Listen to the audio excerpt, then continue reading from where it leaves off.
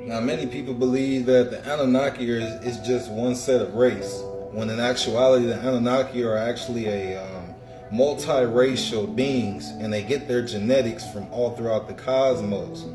Now, many of the Anunnaki were either albino white or dark as night. You got red, blue, green, etc. Sometimes you were multiple colors.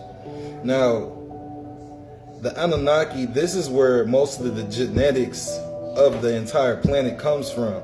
Now, when you see those Afro-Hispanics and those Afro-Asiatics, and then you got the black people of America, which is the indigenous, the Indians, the indigo, whatever you want to call them, this is where those different genomes come from. You had Anunnaki beings that had the Asian slants, and that's where those Asiatics come from.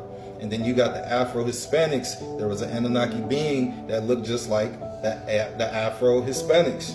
And then you had those of like Inky Enlil or whatever. That's where we mainly come from. Now that albino genome, that is what comes from Inky and Zisudra.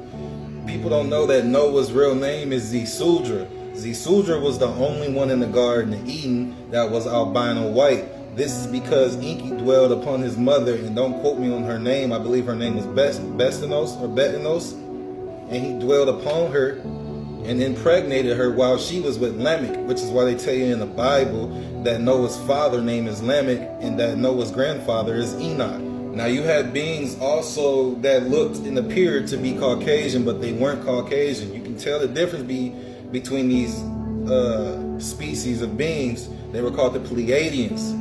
Pleiadians typically, not always, but typically have blonde hair and blue eyes and very, very perfect skin in a sense.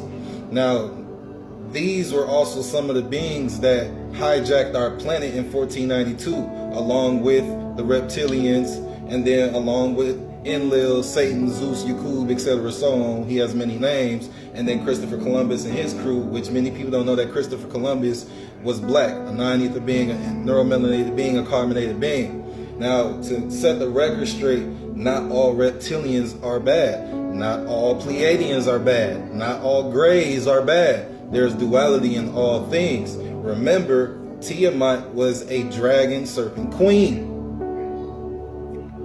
And the reptilians were warring through the cosmos with damn near everybody, y'all.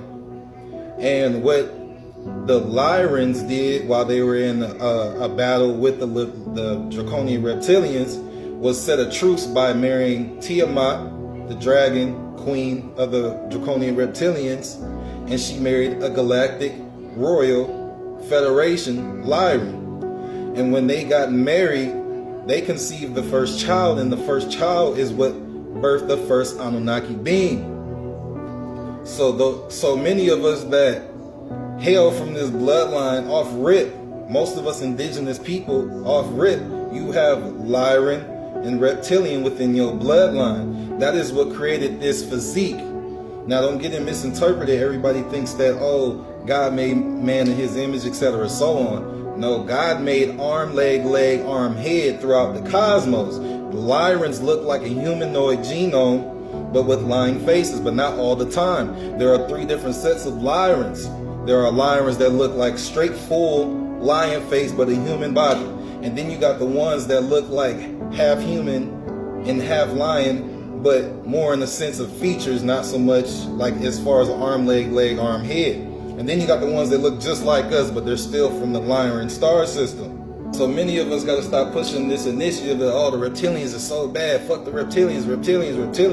And no, in actuality, it's just the reptilians that hijacked our realm, because there's reptilians in the Galactic Federation. There's reptilians that don't agree with the reptilians are doing here on our planet.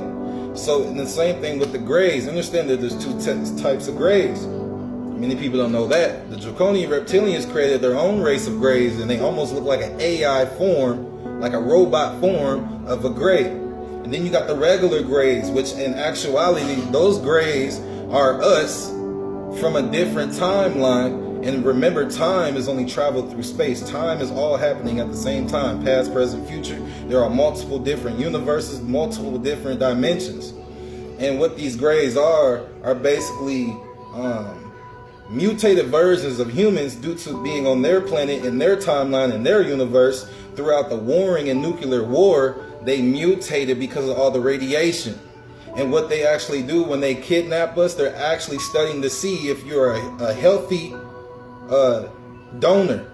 And what they do is take your DNA and then mix it with theirs, and then they got their own planet of hybrid species of a gray and a humanoid being from Earth.